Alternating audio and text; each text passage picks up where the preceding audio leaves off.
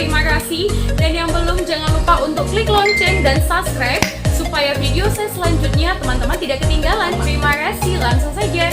Check it out.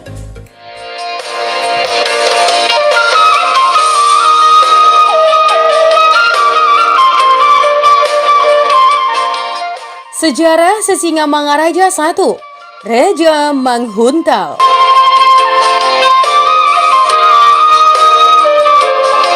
Ya, Raja Sisingamangaraja I adalah anak dari Raja Bonani Onan Sinambela, yaitu putra ketiga dan bungsu dari Raja Sinambela.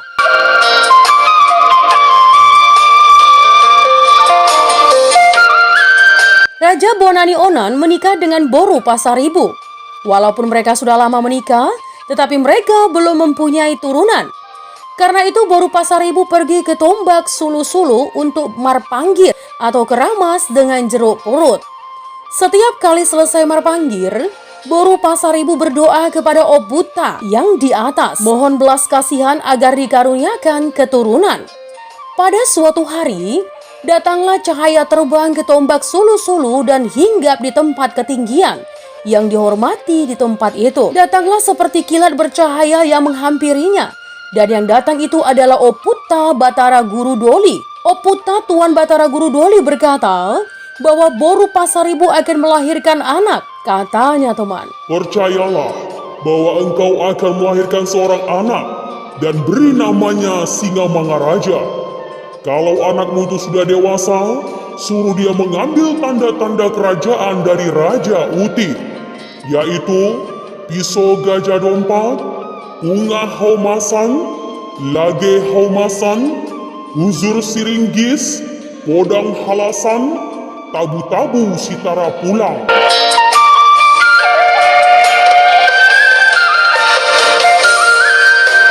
tidak lama kemudian, akhirnya Boru Pasaribu pun mengandung dan melahirkan seorang putra. Sang putra ini lahir dengan gigi yang telah tumbuh dan lidah yang berbulu.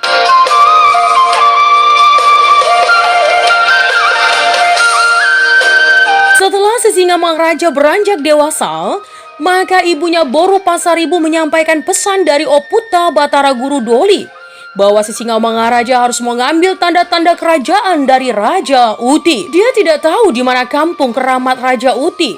Demikian juga ibunya. Dia berangkat dengan berbekal doa yang menunjukkan dan menuntun langkah ke tempat keramat tersebut. Dalam perjalanan, banyak hambatan. Ya, demikian juga setiba di keramat kampung Raja Uti yang ternyata ada di daerah baru. Di sana ia juga dicobai, teman. Tetapi semua bisa diatasi dengan sangat baik.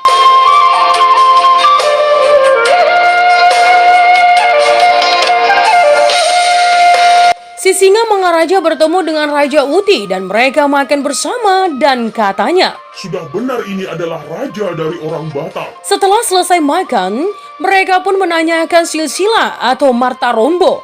Dan Sisingamangaraja pun menyampaikan maksudnya. Dan di samping itu, teman, Sisingamangaraja meminta beberapa ekor gajah. Atas maksud Sisingamangaraja itu, Raja Uti mengatakan akan memberikannya seperti pesan yang disampaikan Oputa itu. Dengan syarat, Sisingamangaraja harus dapat menyerahkan daun lalang selebar daun pisang, burung puyuh berekor, dan tali yang terbuat dari pasir.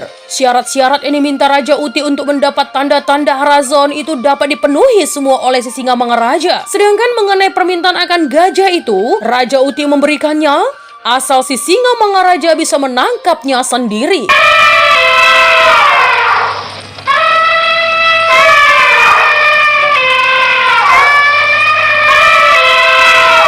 Ya, Sisingamangaraja pun memanggil gajah itu. Maka heranlah Raja Uti melihatnya. Dan setelah itu, teman, dibawanyalah tanda-tanda Harazaon itu pulang ke Bakara, termasuk gajah itu. Ya, teman, Sisingamangaraja disebut-sebut sebagai pilihan atau dinasti langit yang diutus mula jadi Nabolon atau pencipta. Ya, untuk meneruskan dan menguatkan ajaran kebatakan yang telah dirintis pendahulunya Raja Uti. Ya, tokoh suci di tanah Batak.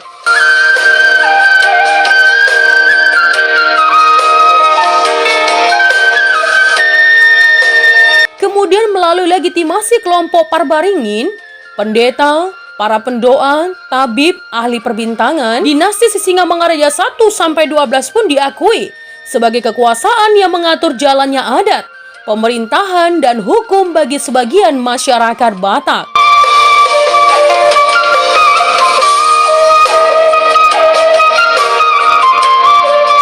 Ayah Raja Manghuntal adalah Bonani Onan dan ibunya Boru Pasaribu.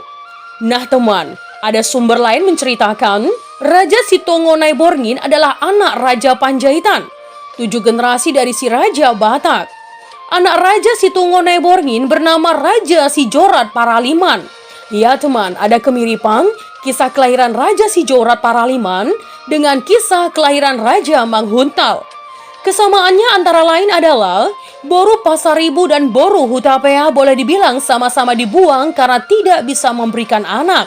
Keduanya sama-sama pergi ke goa untuk berdoa. Boru Pasaribu berdoa ke tombak atau gua Sulu-Sulu di Bakara, sementara Boru Hutapea ke gua Liang Sipege di desa Simarmar, Kecamatan Balige, Tobasa. Proses kehamilannya juga serupa teman.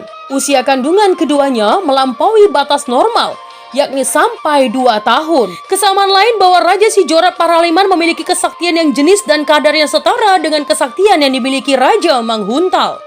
Dari sejumlah kesamaan itu teman, muncullah spekulasi yang menyebutkan bahwa Raja Manghuntal itu bisa jadi adalah Raja Sijorat Paraliman, yang tak lain generasi ketiga Raja Panjaitan.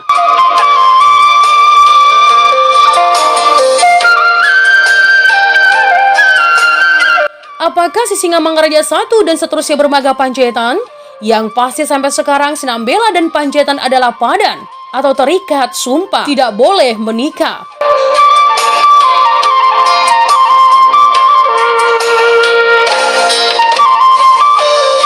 Nah teman, itu tadi adalah sejarah Sisingamangaraja I Raja Manghuntal. Iya teman, jika ada kesalahan dalam penyampaian, mohon dimaafkan ya teman. Untuk kritik dan saran yang membangun, langsung saja tinggalkan di kolom komentar.